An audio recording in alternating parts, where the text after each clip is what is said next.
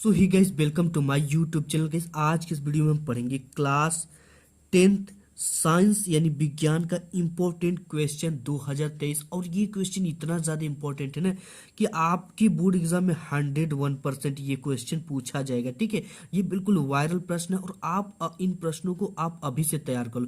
बाद में आप बहुत ज़्यादा पछताओगे क्योंकि ये हर बार बोर्ड एग्जाम में पूछे ही पूछे जाते हैं। ठीक है, ये बार बार बोर्ड एग्जाम में ये क्वेश्चन लगभग आपका 2014, 15, 16, 17, 19, 20, 22 इस तरह से रिपीटेड किया हुआ, यानी कि एकदम इम्पोर्टेंट क्वेश्चन है। और आपको इस वीडियो में बहु विकल्पीय प्रश्न देखने को मिलेगा। इसके बाद दीर्घ उत्तरीय प्रश्न और लघु उत्तरीय टाइप के प्रश्न देखने को मिलेंगे। ठीक है, ये क्वेश्चन काफी इंपॉर्टेंट है।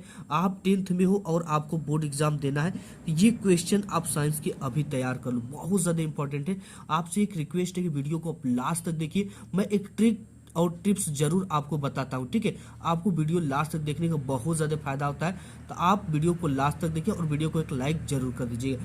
तो हमारा जो सबसे पहला क्वेश्चन है वो देखो क्या है।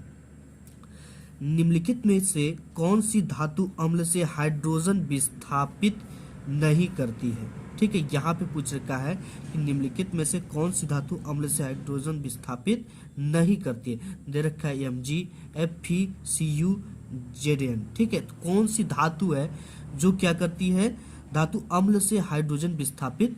Cu क्या करती है, Cu जो होती है वो हाइड्रोजन को विस्थापित नहीं करती है। ठीक है, नेक्स्ट क्वेश्चन। नेक्स्ट आपका है कि एथेन का आणविक सूत्र C2H6 है। इसमें 6 संयोजक आबंध है, 7 सहसंयोजन आबंध है कि 8 सहसंयोजक आबंध है कि 9 सहसंयोजक आबंध है। ठीक है, तो इसको ट्रिक से समझो कि ये इसको कैसे हमें इसके आबंध को पता करना है। ठीक है, यहाँ पे C2 का मतलब कि कार्बन कट है, 2 ठो है, एक कार्बन और 2 कार्बन। ठीक है, इसके बाद इसमें यहाँ पे एक कार्बन में 4 आबंध होते हैं। ठीक है, तो यहाँ पे एक आबंध ये हो गया और यहाँ पे एक दूसरा आबंध हो गया, यहाँ पे एक तीसरा आबंध हो गया और ये चौथा आबंध, और यहाँ पे एक आबंध होगा पांचवा, एक यहाँ पे होगा छठवां, एक यहाँ पे होगा सातवां।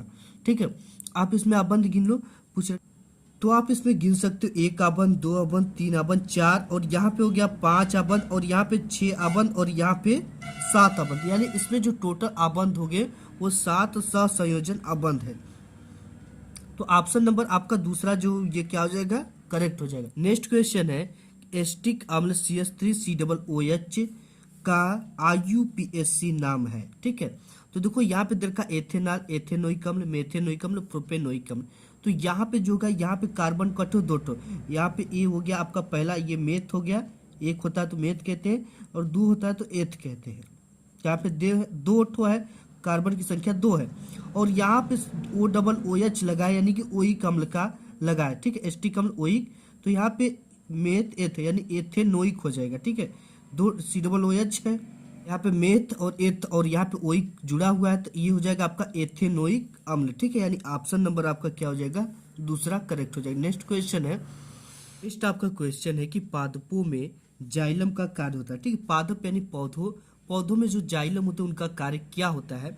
उत्सर्जी वर्ज्य पदार्थों का संवहन, जल का संवहन कि भोजन का संवहन कि अमीनो अम्ल का संवहन। ठीक है, तो पादपों में जो जाइलम का कार्य होता है वो जल का संवहन करना, यानी ऑप्शन नंबर आपका दूसरा क्या हो जाएगा, करेक्ट हो जाएगा। नेक्स्ट क्वेश्चन देख लेते हैं। नेक्स्ट क्वेश्चन है कि जो यकृत होता है वो संश्लेषित करता है। ठीक है, यकृत संश्लेषित क्या करता है, दीर्घ है शर्करा, रुधिर, यूरिया, प्रोटीन। ठीक है, तो जो यकृत होता है वो क्या करता है, यूरिया को संश्लेषित करने का काम करता है। ठीक है, इसके बाद मोस्ट इंपॉर्टेंट क्वेश्चन है कि नर जनन अंगों से संबंधित ग्रंथि है। दीर्घ का प्रोस्टेट ग्रंथि, श्वेत ग्रंथि, एड्रिनल ग्रंथि, एपिडिडाइमिस ग्रंथि। ठीक है, तो आपका प्रोस्टेट ग्रंथि जो होता है वो नर जनन अंगों से संबंधित होता है। नेक्स्ट क्वेश्चन है कि एक उत्तल दर्पण, कौन सा दर्पण है, एक उत्तल दर्पण की फोकस दूरी 12 सेमी है। दर्पण के उत्तल पृष्ठ की वक्रता त्रिज्या ज्ञात कीजिए। ठीक है, यानी कि आर की वैल्यू, वक्रता त्रिज्या मतलब आर की वैल्यू में पूछ रखा है। तो एफ बराबर हम सूत्र जानते हैं R/2 होता है।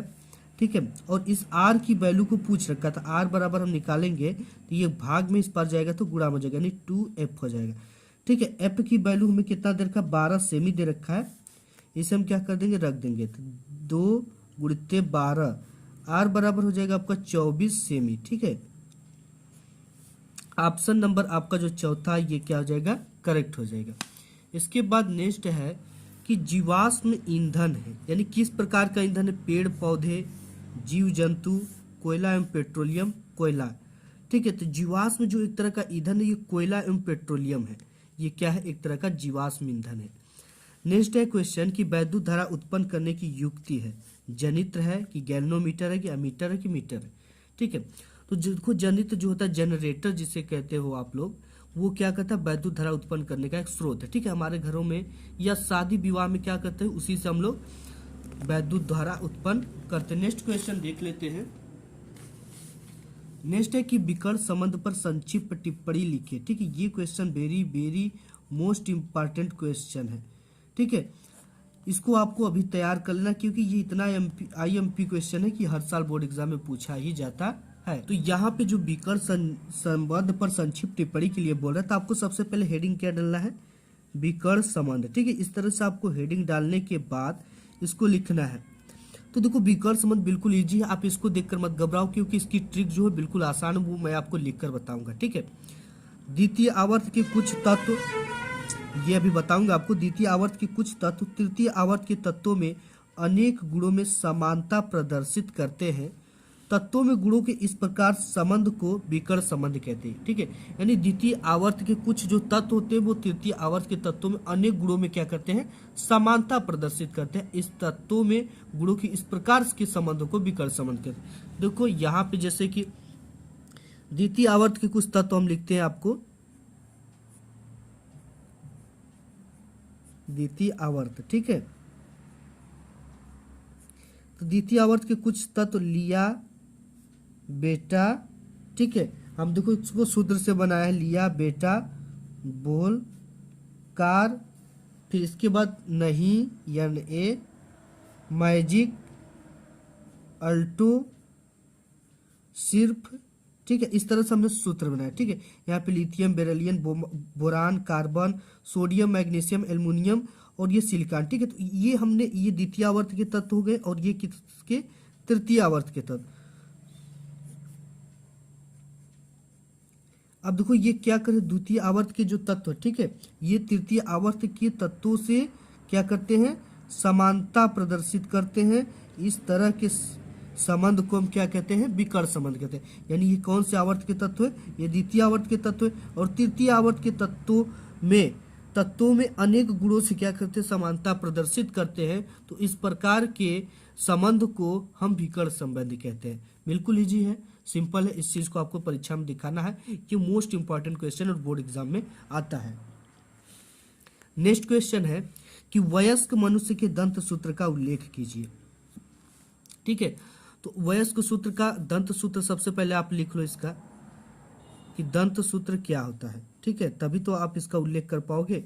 तो दंत सूत्र क्या होता है आपका, I 2/2, C 1/1, इसके बाद PM 2/2 और इसके बाद M। ठीक है, 3/3 इक्वल, देखो होता क्या है, 8/8 गुणित 2 बराबर 32। अब देखो इसको हम समझा देते हैं आपको। ठीक है, ये क्या है, इस ऊपर वाले को आप गिनने के बाद यहाँ पे 8 आया है, नीचे वाले को गिनने के बाद 8 है। ठीक है, सेम आ जाएगा, 2 1 3 3 2 5 3 8। ठीक है, इसको भी 2 1 3 3 2 5 3 8 8, और यहाँ पे क्या है, 8 8 आपके 8 8 16 होता है। ठीक है, 16 दांत इंसान के ऊपर होता है और 16 दांत नीचे होता है। तो 16 16 मिलाकर कितने दांत हो जाएंगे आपके पास, 32। ये वयस्क का सूत्र है। ठीक है, यहाँ पे जो आई है आपका, आई का मतलब होता है आपका यहाँ पे कृतनक। ठीक है, क्या होता है, कृतनक, और यहाँ पे सी का मतलब होता है रदनक,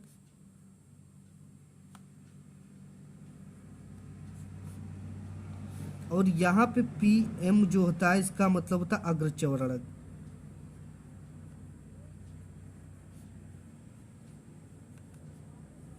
और यहाँ पे जो M होता है इसका मतलब होता है चौवर्णक केवल। तो कृतनक का मतलब होता है, कृतनक का मतलब कि जो सामने वाला आपका दांत होता है, जो कि आपको क्या करता है, चीरने फाड़ने का काम करता है। ठीक है, वो उसको कृंतक कहते हैं। और अरंधक उसके बाद का जो चोक चोक होता है, जैसे मांस भक्षियों में ज्यादा विकसित होता है, जो मांस वगैरह कहते हैं। अग्र चवर्णक यानी इसके बाद जो थोड़ा सा चौड़ा चौड़ा दांत होता है उसे अग्र चवर्णक कहते हैं। और यहाँ पे चवर्णक जो लास्ट में दांत होता है चौड़ा चौड़ा दो दांत, जिसे चौभर आप लोग कहते हैं, उसे चवर्णक कहते हैं। इसके बारे में आपको डिटेल्स में लिखना होता है। नेक्स्ट क्वेश्चन है कि आक्सी तथा अनाक्सी श्वसन में अंतर बताइए। ठीक है, अंतर को स्पष्ट कीजिए। तो आपको यहाँ पे आक्सी श्वसन हेडिंग डालना है, दूसरे नंबर पे अनाक्सी श्वसन डालना है, और यहाँ पे बीच से क्या करना है, एक पाई इस तरह से स्केल से खींच लेना है। ठीक है, और खींचने के बाद यहाँ पे नंबर 1 डाल लेना है। डालने के बाद अब आपको क्या लिखना है, आक्सी श्वसन क्या है, यह उच्च वर्गीय पादपों में मिलता है। यानी जो उच्च वर्गीय टाइप के पादप पौधे होते हैं उसमें आक्सी श्वसन पाया जाता है। और अनाक्सी यानी उच्च वर्ग का मतलब जैसे आपका यूकेलिप्टस हो गया और बड़े बड़े जो पौधे होते हैं उसमें। ठीक है, और ये अनाक्सी श्वसन कहते हैं, ये प्रोकैरियोटिक सूक्ष्मजीवों इष्ट तथा कवक में मिलता। इष्ट कवक आप जानते हो, जैसे आप रोटी फेंक दो उसमें फफूंद लग जाते हैं, अचार में कवक लग जाते हैं, तो उसमें अनाक्सी श्वसन पाए जाते हैं, बिल्कुल सूक्ष्म पौधों में। ठीक है, और ये जो उससे उच्च वर्ग के पौधे उसमें आक्सी श्वसन पाया जाता है।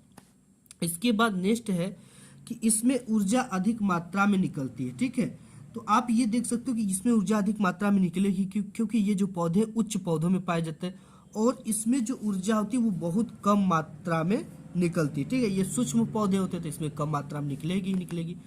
और इस क्रिया में O2 की आवश्यकता होती है। ठीक है, जब बड़े पौधे हैं तो वो ऑक्सीजन तो क्या करेंगे, छोड़ेंगे ही छोड़ेंगे। ठीक है, तो इसमें ऑक्सीजन की जरूरत होती है, और इस क्रिया में O2 यानी ऑक्सीजन की आवश्यकता नहीं होती है। ठीक है, नेक्स्ट क्वेश्चन है, 2 तरल ऊतकों के नाम लिखिए। ठीक है, 2 तरल ऊतकों के नाम लिखिए। देखो, तरल ऊतक आपके बॉडी में जो है वो रुधिर तथा लसिका है। रुधिर मतलब खून, लसिका है, रुधिर तथा लसिका प्रमुख तरल ऊतक है आपके शरीर में। रुधिर में लाल रुधिर कणिकाएं पाई जाती है, जबकि लसिका में यह अनुपस्थित होती है। ठीक है, आपको 2 तरल ऊतकों के नाम पूछेगा तो आपको रुधिर तथा लसिका को लिखना है। रुधिर में लाल रुधिर कणिकाएं पाई जाती है, जबकि लसिका में ये अनुपस्थित होती है। नेक्स्ट क्वेश्चन आपको देख लेना है, ये वाला काफी इंपॉर्टेंट क्वेश्चन है, वेरी वेरी इंपॉर्टेंट क्वेश्चन है। इसके बिना जान लो कि आपका पेपर बनने वाला ही नहीं है। ठीक है, ये 2023 का समझो तो एक तरह का मोस्ट इंपॉर्टेंट क्वेश्चन है। तो ये देखो क्या दे रखा है कि कायिक जनन किसे कहते हैं। पादपों में इसके लाभ लिखिए। कायिक जनन पौधे में ही होते हैं, इसलिए कि कायिक मतलब होता है शरीर, शरीर से जनन यानी वृद्धि करना को ही कायिक जनन कहते हैं। देखो, जब पादपों का कोई वर्धी भाग मातृ पौधे से अलग होकर एक नए पौधे का निर्माण करता है तो इसे कायिक जनन कहते हैं। यानी कि जब पादप का कोई वर्धी भाग, ठीक है, जब पौधे का कोई एक टहनी, शाखा, ब्रांच, उसकी एक शाखा ब्रांच, ठीक है, कोई भी एक पौधा का टहनी ले लोगे, मातृ पौधे से अलग होकर आप उससे क्या करोगे, जमीन में गाड़ दोगे, या उसी में आप मिट्टी लगाकर थोड़ा सा तोड़कर अलग कर दोगे, तो उसको क्या कहेंगे, कायिक जनन कहेंगे। अलग होकर नए पौधे का निर्माण करता है तो इसे कायिक जनन कहते हैं। ठीक है, कायिक मतलब उसके शरीर से एक जनन हो रहा है। जैसे आप गुलाब हो गया, गुलाब के पौधे को क्या करते हो, उसके मातृ पौधे से उसकी एक टहनी को कट करते हो। कट करने के बाद आप इसको कहीं इस तरह से तिरछा लगा देते हो, तो यहाँ पे क्या होता है, एक नए पौधे का निर्माण हो जाता है। तो इससे हम कौन सी जनन कहेंगे, किस विधि द्वारा हमने इसका निर्माण किया है, कायिक जनन द्वारा। यानी कि इस पौधे के शरीर द्वारा जो जनन होता है उसे कायिक जनन कहते हैं। यही बात है कि जब पादप का कोई वर्धी भाग, हमने यहाँ पे एक भाग काटा, मातृ पौधे से अलग होकर एक नए पौधे का निर्माण कर दिया, तो इससे कायिक जनन कहते हैं। ठीक है, इसका एग्जाम्पल आप लिख सकते हो, जैसे उदाहरण में नींबू का भी आपको टहनी लगता है, कलम जिसे कहते हैं, संतरा का भी लगता है, अंगूर का लगता है,